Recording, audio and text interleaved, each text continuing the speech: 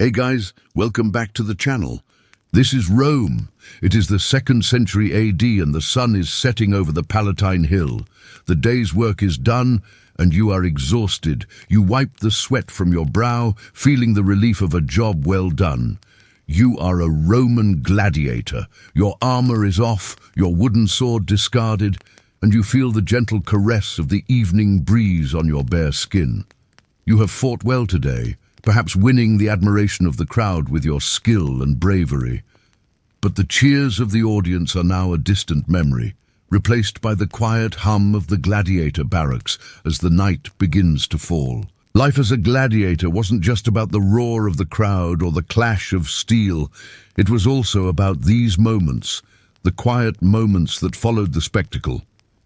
You return to your dormitory, a crowded room shared with men from all walks of life. Some are condemned criminals, their faces hardened by years of lawlessness.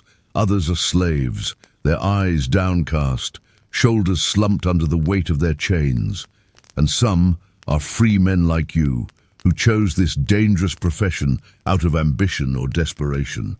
Tonight your dinner consists of bread, cheese and wine. Not a feast, but enough to stave off hunger. The conversations around you are hushed, tired murmurs.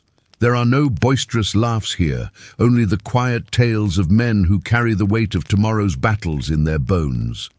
You share a corner with two others, a Thracian and a Gaul. They speak in their native tongue, their words a melody you don't understand, but their gestures are universal, the flexing of tired muscles, the rubbing of aching joints. Tomorrow, they will fight alongside you in the arena. Today, they are your companions in this concrete jungle. The lantern light flickers, casting long shadows on the wall, dancing with the dust motes suspended in the still air. Sleep comes fitfully. The dreams of men who fight for their supper, their freedom, or sometimes just for a chance at breathing one more time. Outside, the city of Rome thrums with life, oblivious to the silent struggles of these men who prepare to become the stars of its spectacles. In the heart of this ancient city, amidst the grand architecture and bustling crowds, lies the training ground of the gladiator.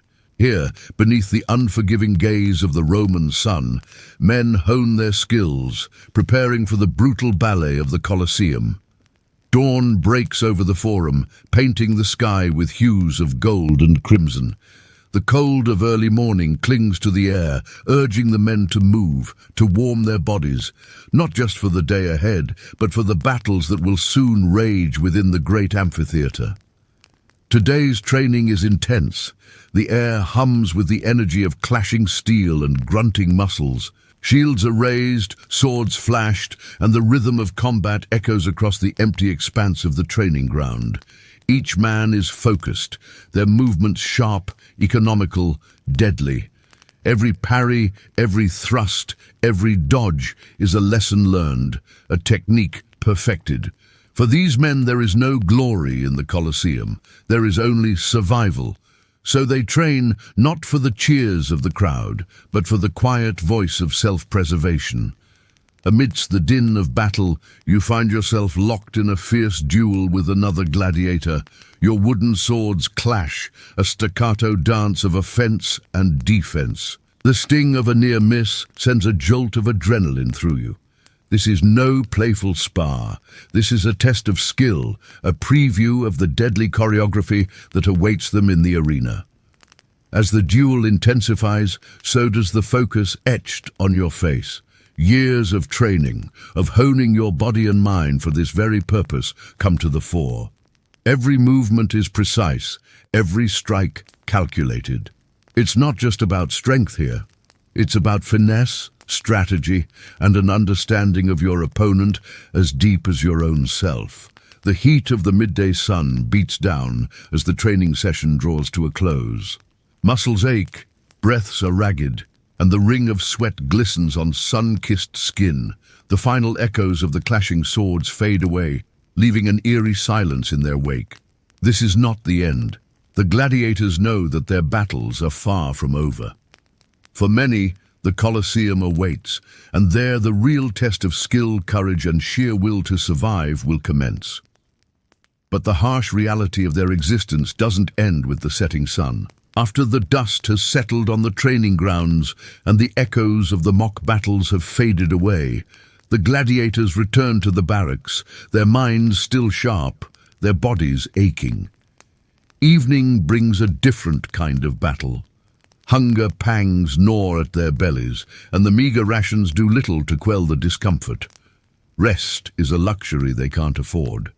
For these men, the night is filled with the anticipation of the morrow, each dream laced with visions of the Colosseum.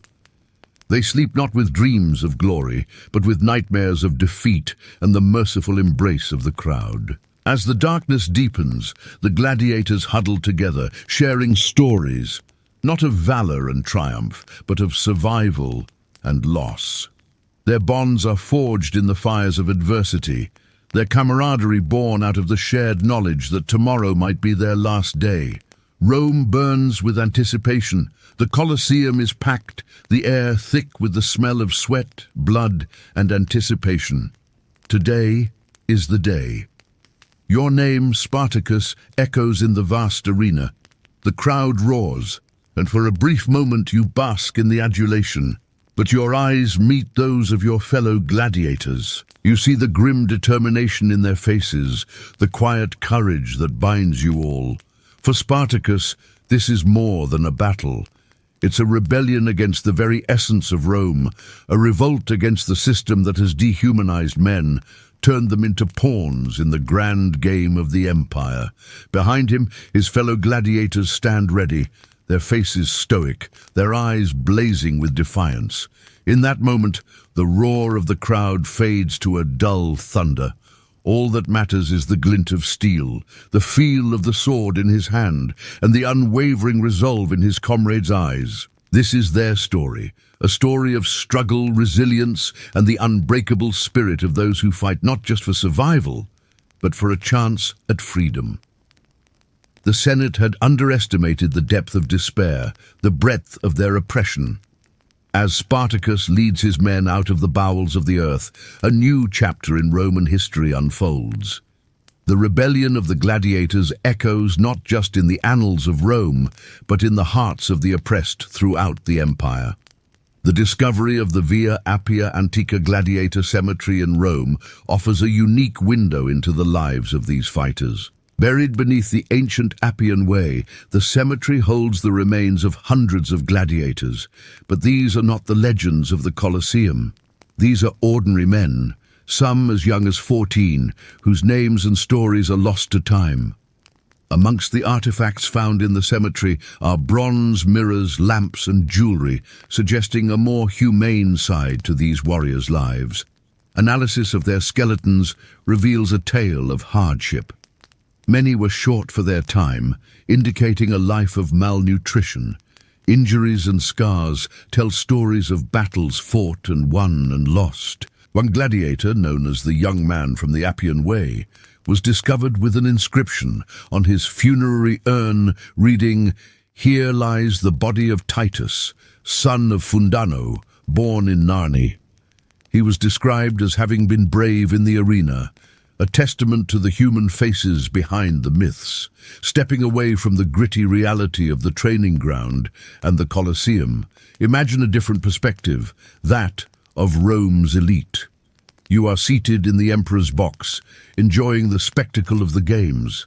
Below you, gladiators clash in the dust of the arena, their battles a mere spectacle for your amusement. You sip your wine, the Falernian, a vintage from the vineyards of the Campania region, renowned for its robust flavor and age.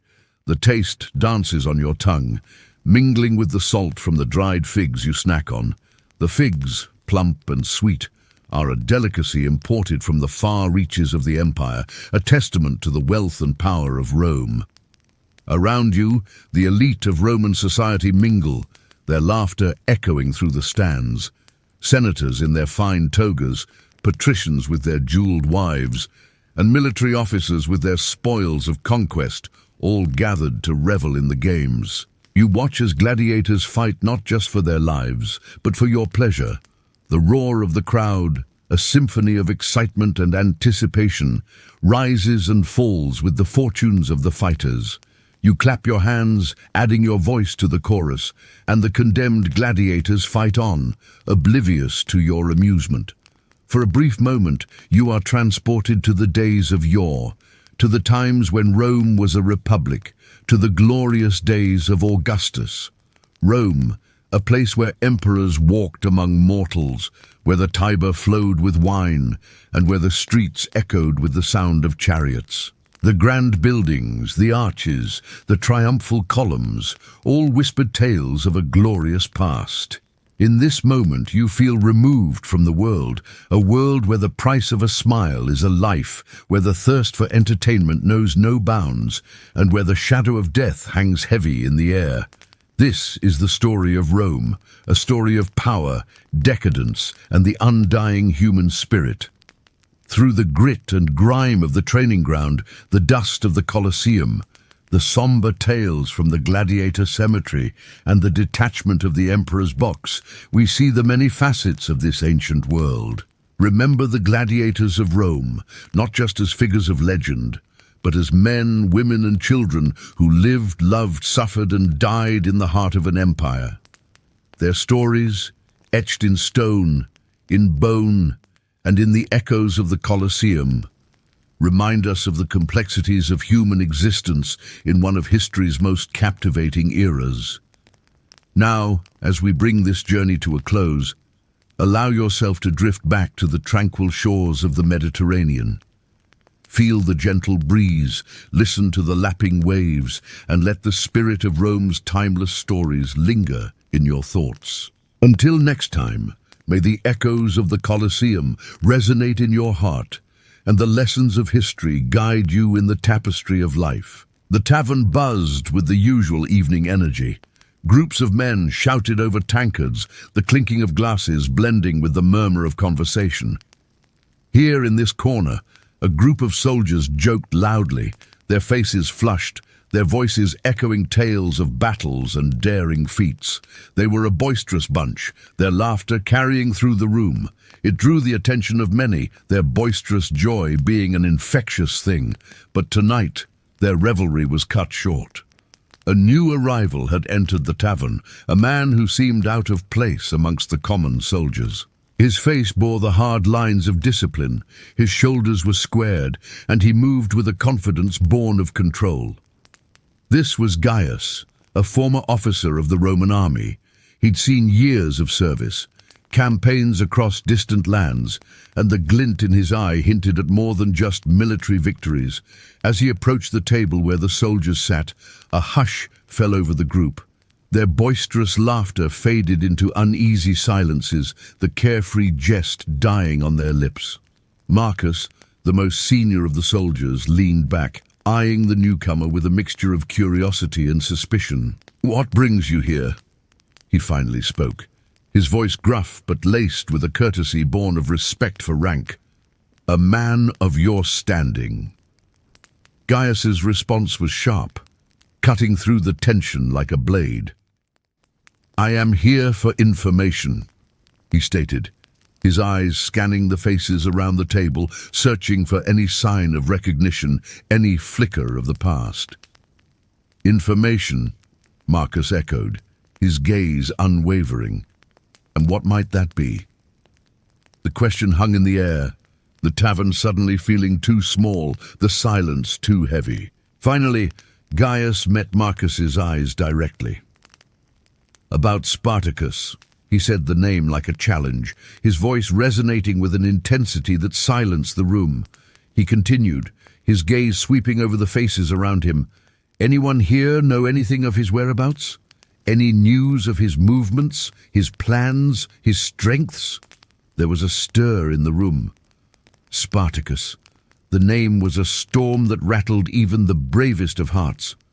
To know of Spartacus's whereabouts was to court danger, to become an unwitting pawn in a game where the stakes were life and death. But as they looked at each other, something passed between the men, an unspoken understanding, a shared history.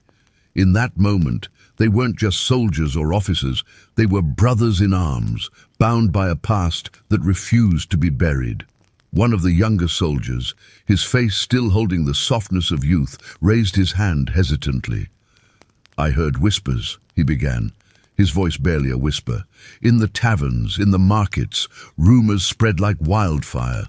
People talk in hushed tones about a gathering of gladiators, a rebellion against the might of Rome." Another soldier, older and grizzled, his face a roadmap of past battles, added his voice to the mix. "Gladiators," he scoffed. "What can gladiators do against the might of Rome?" But Gaius was listening intently. Each word, each rumor, no matter how small, could lead him closer to his quarry. Spartacus was a thorn in the side of Rome, a rebellion that threatened the very fabric of their society. And Gaius, whether by order or by choice, had been sent to find him. As the night deepened, so did the conversation. They spoke of bravery and rebellion, of a gladiator who led not with brute force, but with a spirit that resonated with the downtrodden, the forgotten, the abused, of a man who became a beacon of hope in the darkest of times. Gaius listened, absorbing every detail, his mind piecing together the puzzle of Spartacus's rebellion. With each shared story, each memory recalled, the image of Spartacus grew, taking on a life of his own in Gaius's mind. And then there was Marcus, watching Gaius with an unreadable expression on his face. He knew the value of loyalty, the weight of trust, and the meaning of fighting for a cause greater than oneself. He saw in Gaius a kindred spirit, a man who understood the burden of leadership, the torment of duty, and the cost of freedom. As the night wore on, a silent understanding formed between them, a bond forged not in the heat of battle, but in the flickering shadows of a tavern. When the tavern's lights dimmed and the crowds thinned, Gaius stood up, his movements betraying none of the thoughts that raced through his mind. "I thank you," he said, his voice echoing with sincerity, "for your hospitality, for your service, and for your tales. They have given me much to ponder." There was a pause, a moment of quiet understanding between them. Then Marcus, his voice gruff but respectful, spoke. "Go well, Gaius. May fortune favor you in your endeavors." Gaius nodded, a slight smile touching his lips. "As ever, Marcus, as ever." And with that, he turned and left the tavern, stepping out into the cool night air. Behind him, the sounds of laughter and conversation drifted out to the street, mingling with the sounds of the night. But for now, the stories he'd heard echoed in his mind, guiding him on his way. As he walked, the shadows seemed to lengthen, reaching out like fingers to touch him, whispering secrets only the night could tell. The air was alive with the scent of the city, the mingled aromas of baking bread, fresh fish, and spices from distant lands.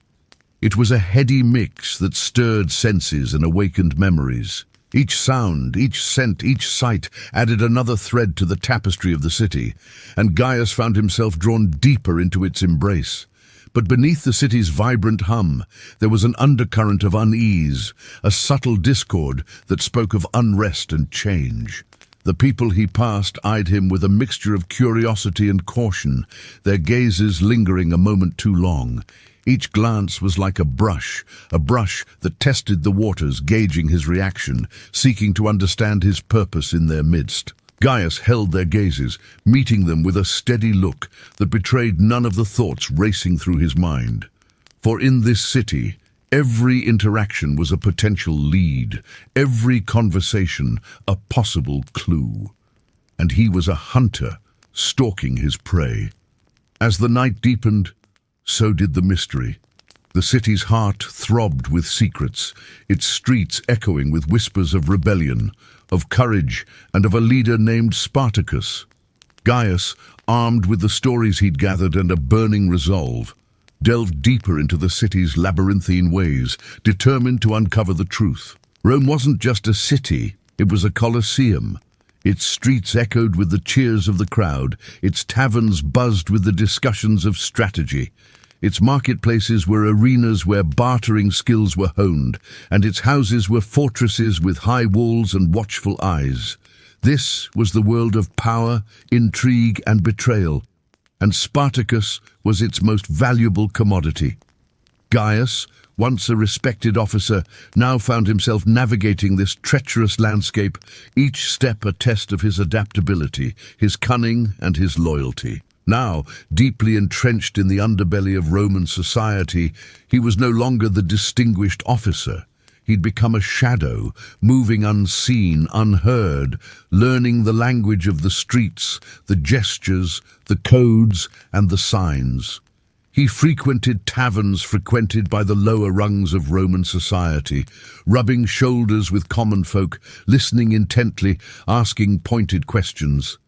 Every shared story, every overheard conversation, every knowing glance brought him closer to Spartacus. He learned of secret meetings in the dead of night, of coded messages passed in broad daylight, and of acts of defiance that shook the foundations of Roman complacency. Patience became his virtue, observation his weapon, and deduction his shield. Slowly but surely, he built a network of informants, eyes and ears that fed him tidbits of intelligence, scraps of conversations, and fragments of plans. He developed a sixth sense for danger, an intuition that guided him away from trouble, an uncanny ability to anticipate moves before they were made. His disguise was more than clothing, it was a transformation.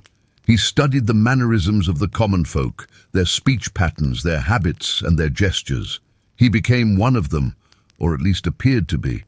His face, once so familiar, was now obscured by a veil of anonymity. The process was both challenging and exhilarating. Every successful lead, every bit of intelligence gathered was a victory. And with each victory, he inched closer to Spartacus. The thrill of the chase, the intellectual stimulation of the puzzle, and the satisfaction of a job well done kept him going. It was a different kind of battlefield, one where the weapons were wit, courage, and resilience, and he was more than holding his own. Through it all, the thought of Spartacus spurred him on. Who was this man who inspired such fear in Rome, such devotion in his followers, and such hatred in his enemies? To answer this question, to understand the man behind the legend, became his personal crusade. And as he navigated the twists and turns of Roman life, he carried with him not just the weight of his mission, but the hope of unraveling the enigma that was Spartacus. In this series, we've talked about gladiators quite a bit, especially in my episode about the Battle of the Three Kings. But so far, we haven't really talked about the thing that most set them apart from other fighters, their weapons. So today, we're going to look at some of the most iconic and practical equipment used by the most famous warriors of ancient Rome. I can't stress enough how difficult it is to find artifacts directly related to gladiators because they didn't preserve well. What little we know about their weapons comes from written sources like the writings of Roman historians, or archaeological finds like these bronze copies of a Greek coin that show various types of gladiators and their weapons. We can also look at depictions on stone, including reliefs on sarcophagi like this one, which shows a range of different types of gladiators. This is one of my favorite examples because if we pay attention to the details, we can learn a lot about their equipment. For instance, see how some are holding their sheaths at an angle, showing the shape of the blade inside. It's a technique called sub-type symmetry. Artists use it when they want to give the impression of something without actually having to draw it exactly. We'll start with the retiarius, one of the most exciting gladiators to watch because of the net he uses to catch his opponents. On the sarcophagus, you can see the net tucked under his left arm, ready to hurl. Notice how our gladiator has two daggers at his belt, a shorter sword held in his right hand, and what looks like a trident or spear leaning against the edge of the stone. Unlike the gladiators next to him, the retiarius wasn't armored. That made him lighter and faster, allowing him to dart around the arena, confusing his opponent and waiting for the perfect moment to strike. When he did attack, he used a sharp dagger called a pugio, which would have looked similar to a short sword. You can see the sheath hanging from his side here. If the gladiator managed to trap his enemy with the net, he had a second weapon, either a trident or a spear, both useful for keeping an opponent at a distance while the gladiator waited for an opening. The advantage of a trident is that after you throw it, you can catch it and use it again, but it takes a lot of skill and strength to do that, so most gladiators used a simple spear instead. Next, let's look at the murmillo. This is probably the most famous type of gladiator, wearing that iconic helmet with the big crest. You can see the crossguard here, which is designed to protect the neck. Another name for the murmillo is the Samnite, named after the fierce warriors of central Italy, the Samnites, who fought Rome in the 4th century BCE. You can see the inspiration for the armor here. Theseus is wearing metal greaves, the kind of knee-high armor you'd usually see on cavalrymen. He's also got a shield with a distinctive boss, a large knob in the middle to help keep the blows of the sword away from the warrior's torso. The sword itself is important because it gives us a clue about when this sarcophagus was created. The handle has a crossguard, which is long and decorated with intricate patterns, and a pointed tip called a stylet, which was common in the late Republic. The style of the sword was influenced by the Celtiberians, a group of people from northern Spain. These weapons eventually made their way to the center of the Mediterranean and became the standard for Roman swords. During this period, the design stayed roughly the same until the early imperial era, when the grip started to look more rounded. The murmillo's opponent is a Thracian, a type of gladiator whose name comes from Thrace, the region in the Balkans where Spartacus was born. Like Spartacus, this warrior wears only leather armor and carries a dagger. But unlike Spartacus, he doesn't have a shield. Now, Thracians weren't necessarily slaves. Sometimes they were volunteers who came from free societies on the edge of the empire to fight in the games. In the source text, we don't have any information on what kind of dagger the Thracian is supposed to be using, so we'll take a guess. Based on archaeological evidence, he's probably wielding a short dagger with a leaf-shaped blade. It was common for gladiators to carry a dagger under their left arm, but since the Thracian has his shield strapped on that side, he's probably wearing a baldric, a wide strap hung from his shoulder to hold his dagger, or maybe he's just holding it in his hand. At his feet, you can see another dagger with a small point, probably used for thrusting. A skilled Thracian could use this dagger to deflect blows from the murmillo's heavier sword. Speaking of swords, this one is pretty interesting. It's called a scimitar, and it was originally an Eastern weapon, probably from North Africa. It's a curved blade with a single edge, which made it great for slashing and cutting. The distinctive feature is the long single edge, which could cut deep into the skin and muscle. It wasn't very useful for stabbing, though, so the scimitar was paired with a small dagger, which you can see dangling from the murmillo's belt. The shape of the blade inspired later Roman swords, such as the spata. Finally, we come to the helmet. This was probably the most important piece of equipment for any gladiator.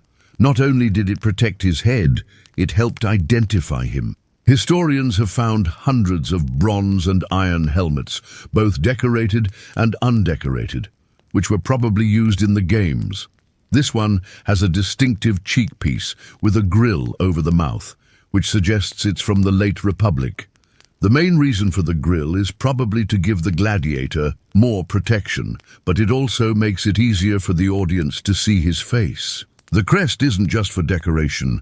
It was attached to a leather liner to help absorb sweat and keep the gladiator's head cool. You'll notice that the hairstyle changes depending on the kind of gladiator. Murmillos had short, practical haircuts because a long mane could get caught on their helmets or disturb their vision. Meanwhile, the Retiarius and Thracian wear their hair long and loose. That would have been impractical for a heavily armored fighter, but for a lightly armored gladiator, it was fine. Even the hairstyle says something about the culture of the time. Back then, it was fashionable for men to grow their hair long and curl it. When the crowds roared and shouted, calling for blood and vengeance, few could hear the dying gladiator's plea for water. I've been your host, and remember, Rome wasn't built in a day, and neither was this series. Please consider supporting us to keep the series going. Thanks for watching. Imagine yourself transported back to the bustling heart of ancient Rome. You're standing right at the foot of the Colosseum, the world's most renowned amphitheater. This isn't just any day. It's the day of a grand spectacle, a celebration of the Roman way of life. Your invitation has been eagerly anticipated for months, and now the moment is finally here. You're about to enter a world of intense competition, wild beasts and brave warriors. But before you can immerse yourself in the roar of the crowd, you must first pass through the monumental entrance gate adorned with statues of fierce, mythological creatures. As you step inside, the vastness of the Colosseum sweeps before you. Its towering arches and rows upon rows of seats create a breathtaking panorama. Even the emperor's box, reserved for the most powerful man in Rome, seems dwarfed by the sheer scale of this architectural marvel. And then there's the sand, a sea of golden sand filling the arena floor. It promises a day filled with exciting events, from mock battles to hunts and even executions. You exchange greetings with fellow spectators, most of whom are Romans. Their elegant attire speaks of wealth and leisure. There are senators in their flowing togas, matrons adorned with fine jewelry, and young nobles eager for entertainment. Among them, you spot familiar faces, influential figures from Roman society gathered here not just for the games, but also for the chance to be seen. A distinguished group of horsemen approaches. They've come to enjoy the games from a private suite overlooking the arena. A former gladiator stands among them, his imposing presence hinting at the exciting contests to come. The energy is palpable. You find your seat and settle in. The games are about to begin.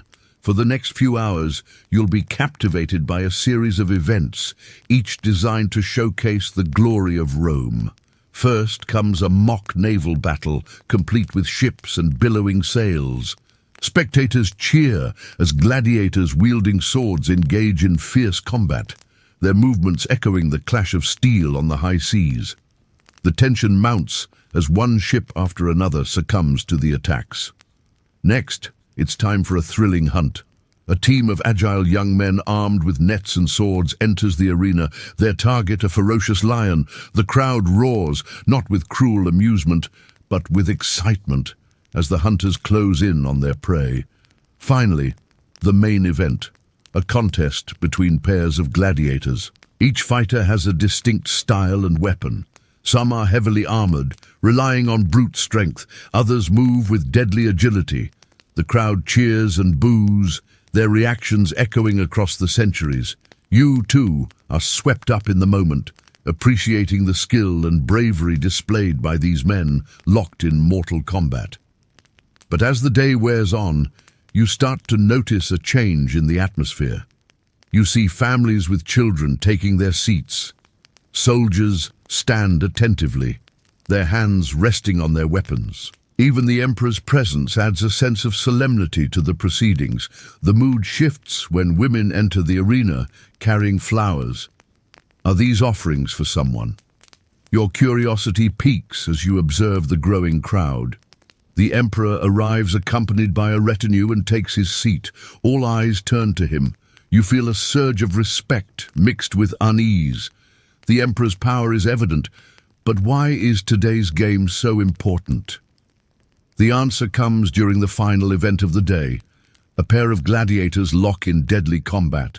The tension is thick, the crowd silent, all eyes focused on the fight.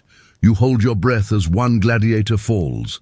The victor raises his sword in triumph, and in that moment the emperor stands, signaling his approval. You join the applause. But now you understand it's not just a game. It's a display of power, a message to Rome's enemies. As the crowd begins to disperse, you linger near the emperor's box. You watch the last of the soldiers leave, their steps purposeful and strong. A chill wind sweeps through the empty stands, stirring the remnants of the crowd.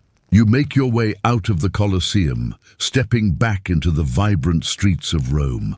Everywhere around you, people discuss the day's events, their voices echoing the excitement and intrigue of the games. Yet, as you walk, you can't help but think of the fallen gladiators, their hopes and dreams extinguished in the pursuit of spectacle and power. The thrill of the games still fresh in your mind, you arrive at your destination, a luxurious villa nestled in the heart of Rome. Here, away from the clamor of the crowds, you relax and recount the day's events. Servants attend to your every need, ensuring your comfort. You dine sumptuously, sipping fine wine and enjoying delectable cuisine as you share stories of the Colosseum with your fellow partygoers. Laughter fills the air, echoing the spirit of Roman revelry.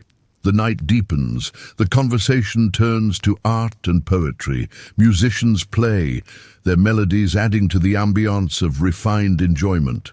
Outside, the moon casts its gentle glow upon the city. Inside, the flickering light of candles dances in your eyes, reflecting the beauty of a Roman evening well spent. You retire to your room, the memory of the game still vivid in your mind. As you rest, thoughts of gladiators and emperors, of lions and battles weave through your dreams. And in the morning, you awaken refreshed, ready to embrace another day in the vibrant heart of ancient Rome. The Colosseum fades into the background, yet its echoes linger. The thrill of the chase, the clash of steel, the roar of the crowd, they're all part of your Roman experience. But beyond the games, life in Rome goes on. Merchants call out their wares, artisans ply their trade, and citizens gather in taverns and bathhouses, sharing stories and laughter. The city pulses with activity, a tapestry of sights, sounds, and experiences. You, too, are drawn into the everyday life of Rome. You visit bustling marketplaces, haggling over the finest produce and handcrafted goods. You stroll along the Tiber River, enjoying the cool breeze on your skin. And in the evenings, you dine in taverns, sampling the diverse flavors of Roman cuisine. Whether it's freshly caught seafood, hearty roasted meats, or sweet pastries, each bite is a celebration of the bounty that Rome has to offer. As the sun sets, you find yourself captivated by the city's charm.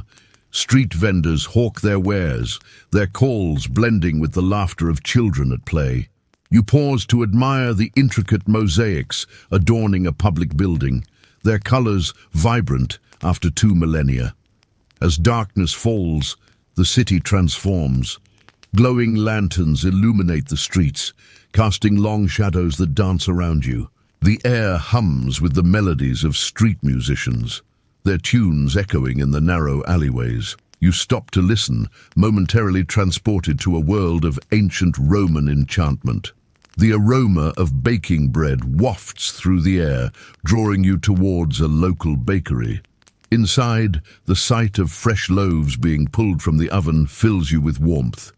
You purchase a loaf, its golden crust promising a taste of rustic perfection. And as you walk, you can't help but notice the small acts of kindness that make Rome special. An elderly woman offers you a smile and a kind word. A group of friends helps you carry your purchases. And in those moments, you feel a sense of community that transcends time. Life in ancient Rome is not just about the grandeur of the Colosseum or the opulence of the emperor's palace. It's also about the everyday connections that enrich life. And as your time in Rome draws to a close, you carry these memories with you. The echo of gladiators' footsteps still rings in your ears, and the scent of fresh bread lingers on your clothes. Most importantly, though, the spirit of Roman hospitality and camaraderie warms your heart. Leaving Rome is bittersweet, As you say your goodbyes, you know you're taking a piece of its magic with you.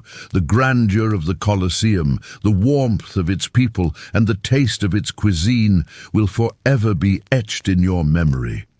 As the sands of time slip through our fingers, we are reminded of the impermanence of life, the fleeting nature of triumphs, and the inevitability of change. Just as the mighty Roman Empire eventually gave way to new horizons, so too must we acknowledge that our time in the sun is limited. The legacy of Rome serves as a reminder to seize the day, to find joy in the present moment, and to strive for excellence in all our endeavors. Let us take inspiration from the resilience of its people, the grandeur of its architecture, and the richness of its cultural achievements. Gladiators were not celebrities, but they were famous. They had fans. That might make them sound like modern-day athletes or pop stars, but the similarities between gladiators and celebrities couldn't be further from the truth. Being a gladiator wasn't a glamorous job, far from it. But just like today's big stars, the top gladiators had names that echoed through the stands of the Colosseum. Their faces might have been obscured by helmets and armor, but their skills in the arena were a spectacle that drew crowds. We know their names because stone-faced spectators carved them onto the rim of the Colosseum. Their accomplishments, a testament to skill or brutality, depending on who was watching, were carved or painted on the ancient world's version of billboards, plastered onto the buildings surrounding the arena, and when those same spectators wanted to remind themselves of the greatest gladiator of all time, they could always turn to the poets. Rome wasn't exactly known for its fact-based history books. Instead, it passed down stories through epic poems, which, while creative, weren't exactly truthful. In the poem, Spartacus leads a slave revolt against Rome, but his gladiator training is portrayed as much more than learning how to fight. He is trained in rhetoric and philosophy, making him a man of the people who fights for freedom, not just survival. What was life like inside the largest amphitheater ever built? Over 19 centuries later, the Colosseum still towers over Rome, though only 1/3 of its former glory remains. It was completed by Emperor Titus in the year 80 CE and sat an estimated 50 to 80,000 spectators. Those lucky enough to be seated in the first 3 tiers near the action didn't have to worry about missing any of the games. But after that, spectators had to rely on the well-oiled system of ramps and stairs to get closer to the fights. Because the games could last for days, spectators sometimes brought folding chairs with them, setting up camp to watch as many events as possible. With such a large audience, getting to the Colosseum early was key. But with so much going on, it's easy to see how even the most dedicated fan might get distracted. Outside the Colosseum, there was a zoo. Wild animals kept in stone enclosures to be gawked at and fed to the lions. There were bars and restaurants, vendors and merchants, even brothels, though illegal, were said to have popped up around the arena. If that wasn't enough, there were also shows and other attractions, including mock sea battles and reenactments of famous battles, not to mention the chance to buy gladiators' weapons, shields and armor, freshly looted from the condemned. If the concept of the shopping mall existed in ancient Rome, it would have looked a lot like the area surrounding the Colosseum. So, what did the Colosseum itself look like? The 4 exterior walls of the structure were decorated with 80 Corinthian columns, 32 on each side. These columns represented 8 different pairs of gods and goddesses, each pair divided by a column of composite marble and black marble. At the base of each column was a bronze statue of the god or goddess. This grand entryway meant the Colosseum was impressive even before stepping inside. But once visitors entered the building, they realized they had stepped into a massive amphitheater with 80 arches opposite one another. As the crowd filtered into the stands, gladiators would take their positions below. This stadium wasn't just about brute force. Like today, ticket prices varied based on where you sat, how close you were to the action. Lower seats were more expensive, but offered the best view. Upper seats were cheaper, farther away, and likely full of spectators standing throughout the day. Each tier was color-coded, so ushers could direct patrons to the correct level. One problem, no matter where you sat, everyone could hear the emperor. While the audience settled, announcements would echo around the Colosseum, keeping order and letting spectators know what was about to come. Then the gladiators emerged, filing out from 2 underground tunnels called the Hypogeum. They would march around the arena in groups until their time to fight. During this walk, each gladiator would pause at the foot of the imperial box and raise their right hand in a gesture of respect to the emperor. When the emperor returned the salute, it was a guarantee of life, but refusing to acknowledge a gladiator was a death sentence. For those eager to start gambling on who would win each match, the Colosseum didn't offer betting windows, but the Romans turned the problem over to the emperors, who took bets to see how many thumbs up or thumbs down were given during the games. The winning bettor received the money along with whatever valuables they had bet, perhaps a tunic or a bronze statue. The Colosseum hosted a variety of events, from executions to animal hunts, but the main attraction was the fights to the death between gladiators. The word gladiator means sword-bearer, and for many people, that's what comes to mind when they picture the Roman arenas. But the truth was, gladiators specialized in many styles of combat.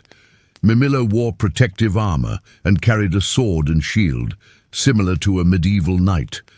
They fought on foot, and often took on opponents who were armed the same way. The retiarius, on the other hand, was quick and nimble, relying on a net and a trident to capture or kill opponents. Usually, the retiarius faced a murmillo in the arena, giving the swift fighter a chance to prove their prowess against armored opponents. Other types of gladiators included the Thraex, who wore little armor and relied on speed and agility, and the Hoplomachus, heavily armed with spear, shield, and helmet. Occasionally, gladiators went up against chariots or wild animals. Though we think of lions, tigers, and bears, oh my. The most common beasts were usually local animals, mostly wild boars, calves, and sheep.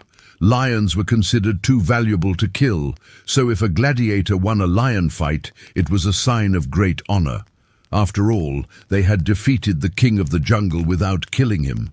Of course, not all fights were fair. Sometimes the animals were drugged, making them easier to defeat, and sometimes the gladiators had help.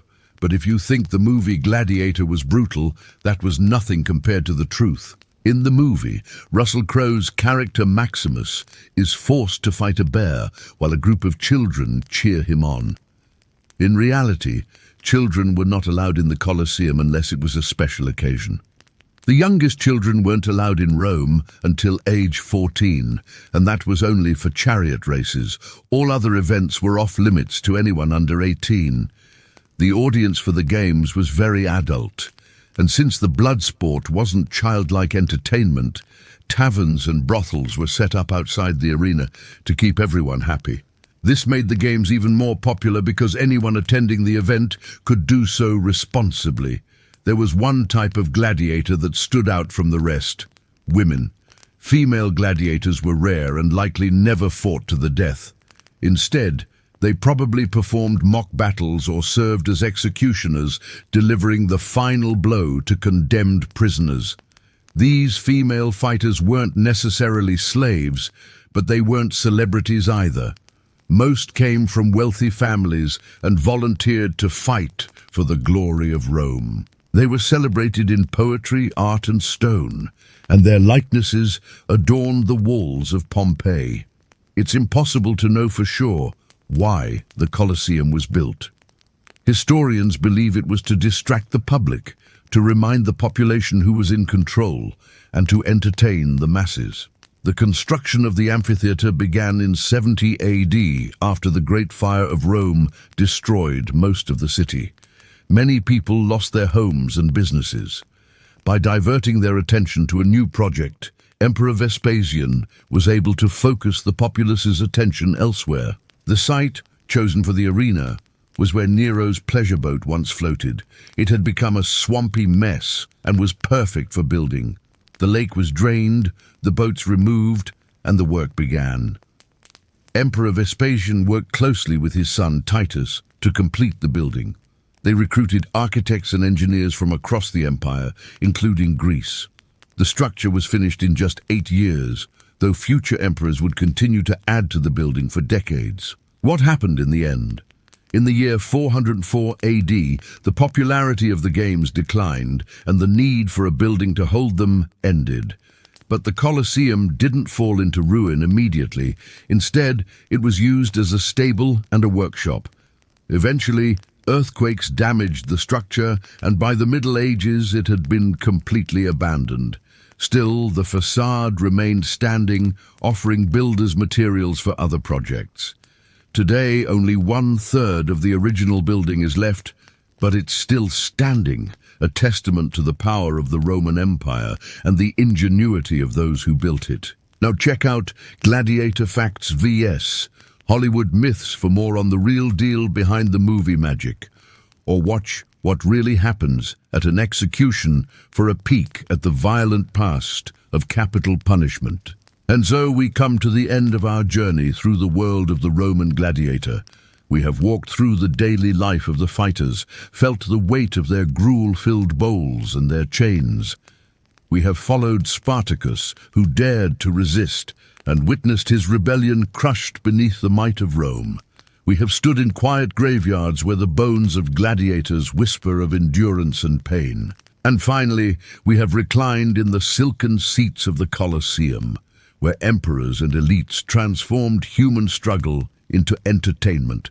The contrasts are stark. For some, the arena meant fear, pain, and a short life. For others, it meant leisure, food, and the reassurance that Rome remained strong.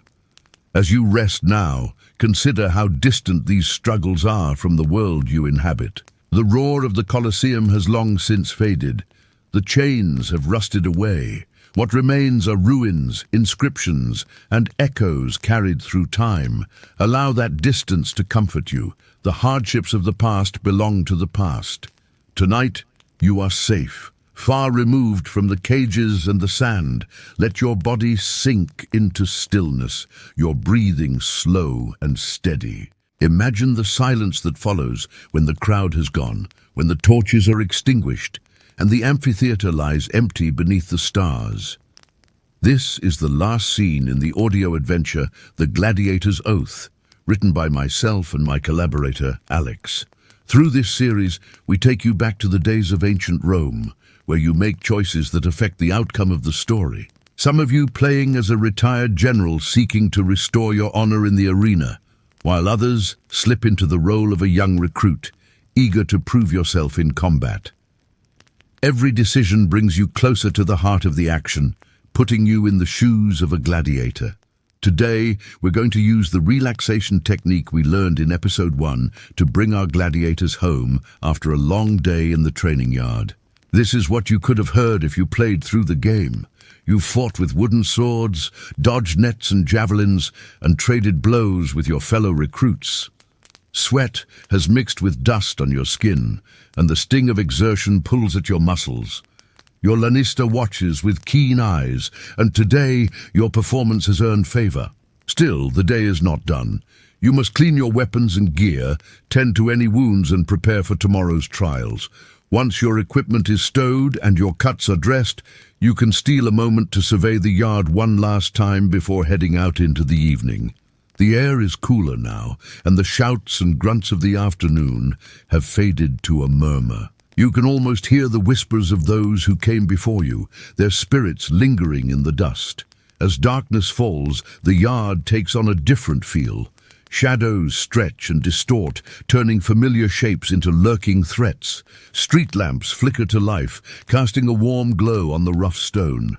The faces of your companions are illuminated, their features softened by the fading light. Some are laughing, their voices echoing in the stillness.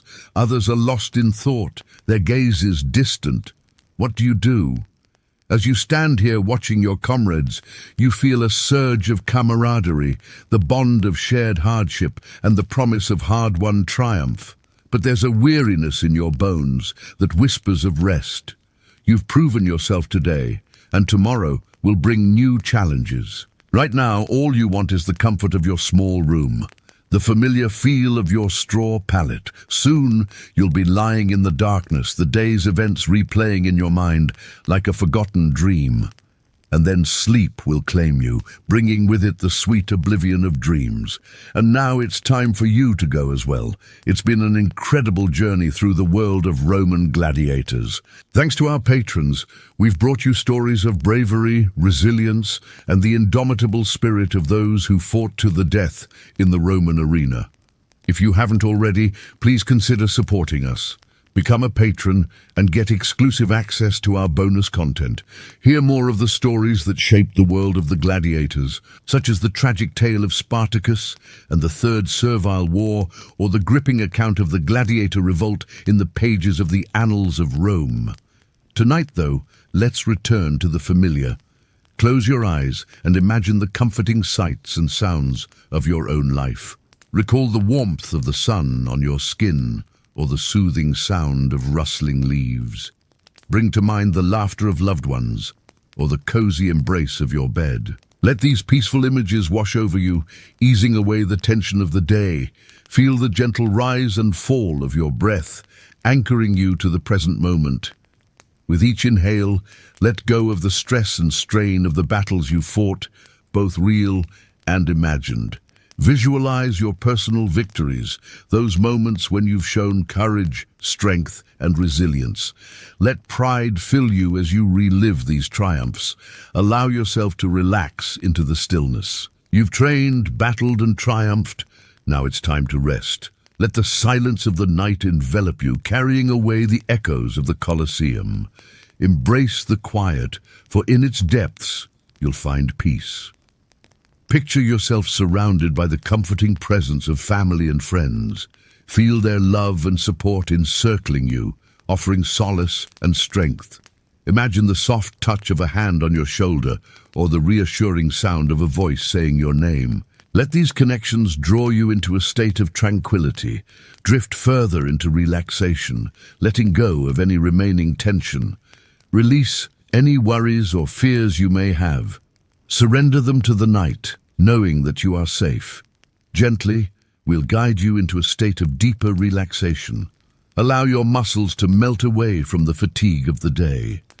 Feel the heaviness of exhaustion lifting as renewal takes its place. Your heart slows, your breathing deepens, and your eyelids grow heavy. It's okay to let go. It's okay to rest. Your journey tonight ends here. As you drift into sleep, may you dream of peaceful meadows, gentle breezes, and skies filled with stars. May your dreams carry you to places of solace and tranquility. Sleep now, warrior, and wake refreshed and ready for new adventures. For tomorrow is another day, and with it comes the promise of fresh challenges and triumphs. Rest well, for in the morning the sun will rise again. Thank you for joining us on this journey through the world of Roman gladiators. If you've enjoyed our series, please don't forget to show your support. Together, we can keep these stories alive and bring more historical adventures to audiences around the world. Until next time, stay curious, keep exploring, and remember the legends of the gladiators who fought, survived, and left their mark on history.